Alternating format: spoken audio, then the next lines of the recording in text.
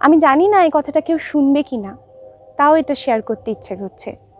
যদি আপনি দুধকে বিরক্ত করেন তাহলে সেটা দই হয়ে যায়, দইকে বিরক্ত করলে মাখন হয়ে যায়, মাখনকে দুঃখ দিলে আবার ঘিয়ে পরিণত হয়। কিন্তু এই চারটে জিনিসই, এই দুধ, দই, মাখন, ঘি, এই চারটে জিনিসের মধ্যে না একটা জিনিস কমন। সেটা কি বলুন তো? এই চারটে জিনিসের রঙই কিন্তু সাদা।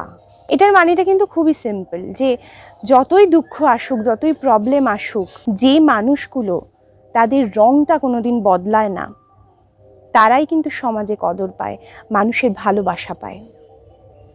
এই রং বদলের দুনিয়ায় নিজেদের ভালো মানসিকতার রংটাকে ধরে রাখাটা খুব দরকার।